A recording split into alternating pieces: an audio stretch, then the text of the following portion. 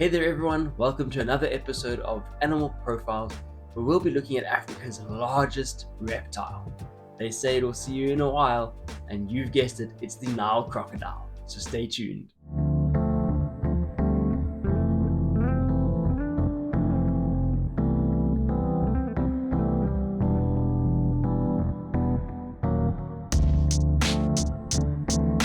Crocodiles are the world's largest reptiles, with the Nile crocodile coming in at second among that list. That is because the saltwater crocodile of Australia is the largest. But just because the Nile crocodile is second doesn't mean that it's small. Males can reach up to 6 meters in length and weigh a whopping 1,000 kilograms. Admittedly, crocs that size are quite rare nowadays, but it is still possible for them to reach that size. In general, females are of course a lot smaller than the males. And although Nile crocodiles can be found in water bodies across 26 countries on the African continent, including of course the Nile River in which they get their name, they are listed as vulnerable on the IUCN Red List. This is because they were heavily persecuted in the past. They are still hunted today for their meats, leathers, teeth and claws, but not nearly as much as they used to. In terms of where they can be found in South Africa, they are found along the eastern coastline and the northern borders of the country. But getting back to what they look like, I can tell you they look nothing like this crocodile over here. He is way too fluffy, way too round, and just doesn't quite look right. I mean, you can tell it's a crocodile, but I wouldn't say it's anatomically correct. What they did get right, though, is that the belly is a lot darker than the dorsal side. And that is because adults have a dark brown to an olive color on their dorsal side to a much lighter cream color, sometimes with a yellow tinge on the ventral side, so their tummies. Juveniles are a lot brighter than the adults with irregular black markings on them, and their bellies are a lot more yellow. Adults have thick scaly skin on their dorsal side covered by bony protrusions known as osteoderms. These osteoderms can be used to determine which species of crocodile it is based on their location of the body and how many there are in those locations. And because these are bony protrusions, makes them very hard, of course, so they act as almost like an armor for the crocodile. There are no osteoderms on the belly, however. But what's even cooler than that is that the entire body is covered in special sensory organs known as integumentary sensory organs, or ISOs for short. These organs are able to detect pressure changes in the water. So any movement that occurs in the water, the crocodiles are able to pick it up without even having to see it. There is a particularly high density of them on the jaws of the crocodile. So if something comes past it, the crocodiles are able to sideways snap and nab their prey, such as fish and things like that. Their eyes, ears, and nostrils, which are actually able to close by valves, are located high on their head, which allows the rest of the body to be submerged while just the little bit of the head sticking out. This is because crocodiles are ambush predators, which means they're going to lie in wait for their prey to come to them.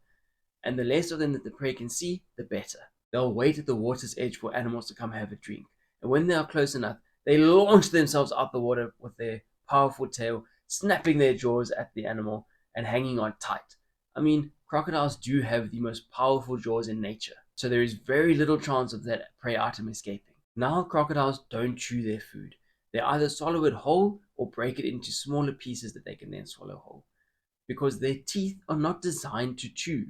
They are cone-shaped or conical in shape, designed to grab on and hang on tight. So in order to break their food items into smaller pieces, they might latch onto a piece and thrash it viciously side to side, breaking off chunks to swallow. Or if it is a large prey item, the crocodiles have actually been known to help each other in that one crocodile would anchor the prey while the other twists and rolls in what is known as a death roll to break pieces of that prey item off, which they can then swallow, which shows the Nile crocodiles do have a social aspect to their lives. They are known to congregate, to share basking spots, of course, through a strict hierarchy. What I forgot to mention is that Nile crocodiles have over 60 teeth in their mouth, averaging between 64 and 68, to be a bit more precise. Nile crocodiles are also a fairly long-lived species, able to reach ages of over 40, in most cases, in fact, even over 60. They are slow to mature and they only reach sexual maturity between 12 and 15 years old. And once mating has occurred and the female is ready to lay her eggs, she'll go find a spot along the sandbank and dig a carefully constructed hole to lay her eggs in. And with most other reptiles, this is where the parental duties end, but not for the Nile crocodile.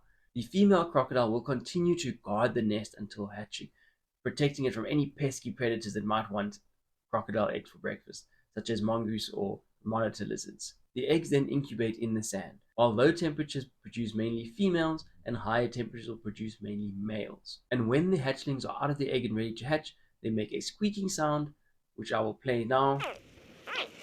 They make that sound to then let the mom know that they're ready and need some help to get out. Mom then comes along, digs up the sand, and with these powerful jaws, gently picks up the hatchlings and moves them into the water. They are even able to gently crush the eggs to help those that are struggling to get out of the egg. So these immensely powerful jaws are also able to have great gentleness to them. And straight after hatching, the young are able to hunt for themselves. They are still under the protection of mom, of course, but they do not need her to provide food for them. They start off by eating mainly insects such as grasshoppers and locusts, as well as small amphibians. And as they continue to grow, their food item size continues to grow with them as well, eventually leading on to things as large as a fully grown bull buffalo. Now imagine, they started off eating locusts about this big, onto a 700 kilogram buffalo.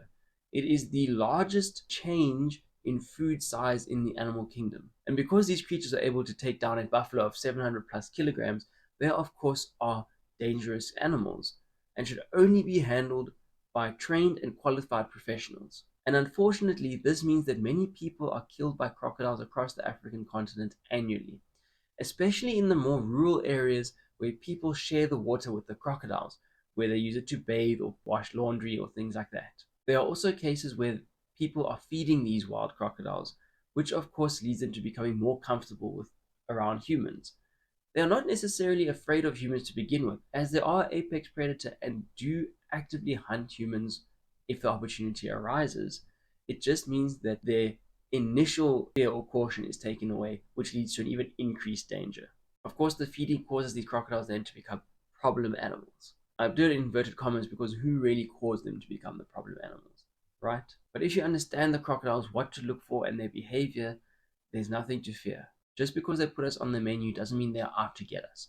They're a top predator, and that's what top predators do. Now, crocodiles are incredible creatures, and they deserve our respect and protection, not our fear and hatred. And to learn more about incredible creatures that deserve our respect, take a look at the playlist that's appearing on screen now. And let me know if you agree that they deserve this respect, and not our fear. And until next time, remember, it's never too late to learn, and I'll catch you in the next one. Oh, oh. Maybe something like that. Oh, oh. That's probably the closest I could get.